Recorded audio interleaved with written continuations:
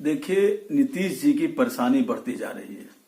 जिस तरह भारतीय जनता पार्टी अपने आप को हावी हो रही है, उसका जीता जागता उदाहरण है कि अरुणाचल प्रदेश में जनता दल यू के 6 एमएलए को उन्होंने अपने निगल लिया भारतीय जनता पार्टी ने।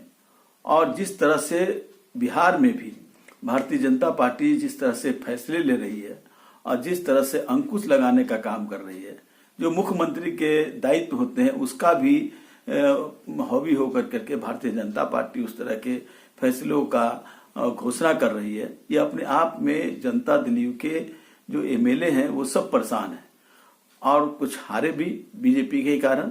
तो ये सारे चीज आ रहे हैं और यही कारण है कि एमएलए अब चाहते हैं कि भारतीय जनता पार्टी के हम हावी नहीं होने दें और वो लगातार वो इस तरह की जो धर्मनिरपेक्ष पार्टियां हैं उससे साथ जाना चाहते हैं। समाजवादी आंदोलन के या समाजवादी विचारधारा से जुड़े हुए उनके साथ जाना चाहते हैं।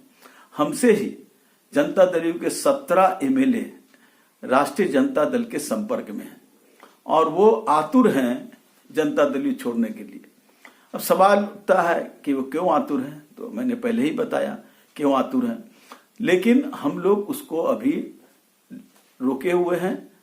वो चाहते हैं कि तुरंत हम चले आए, लेकिन हम लोग इसलिए रोके हुए हैं कि जो दल बदल कानून है उसका भी हम उपयोग करना चाहते हैं कि अगर उसके परिधि के अंतर्गत किया जाए तो 25-26 एमएलए चाहिए, तो 17 एमएलए से तो होगा नहीं। दूसरा है कि उसके लिए हम चाहेंगे कि जो हमारी विचारधारा से जुड़े हों वही लोग हमारे साथ आए। हम उस तरह के नहीं कि मिट्टी में मिल जाएंगे, हम भारतीय जनता पार्टी में नहीं जाएंगे, लेकिन ये वही लोग रहें कि जो उस बात को संकल्प के साथ करने का काम करें। इसीलिए और कोई तिथि नहीं, लेकिन बहुत जल्द जनता दल यू के एमएलए राष्ट्रीय जनता दल में शामिल होने का काम करेंगे।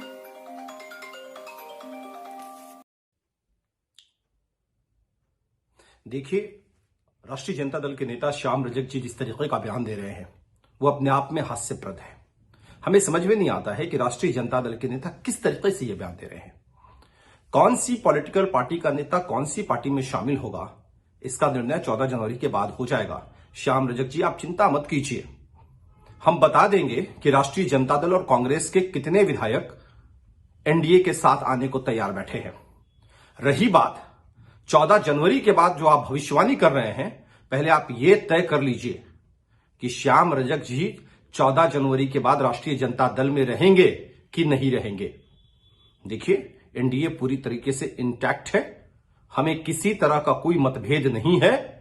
हम मजबूती के साथ नीतीश कुमार जी के साथ खड़े हैं और एक चीज बहुत साफ है कि बिहार की जनता ने हम पर भरोसा जताया है और हम जनता का काम को बखूबी कर रहे हैं। श्याम रजक लोगों को गुमराह करने की कोशिश कर रहे हैं। जदयू में कहीं कोई असंतोष नहीं है और अरुणाचल को लेकर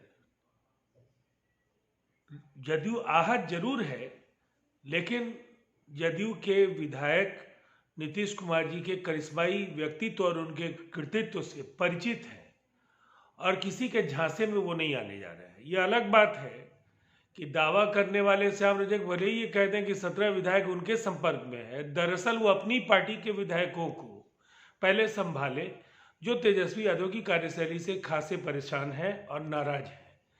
हमारी पार्टी एकजुट है, अटूट है और एनडीए की सरकार 5 साल का कार्यकाल नीतीश कुमार जी के नेतृत्व में पूरा करेगी।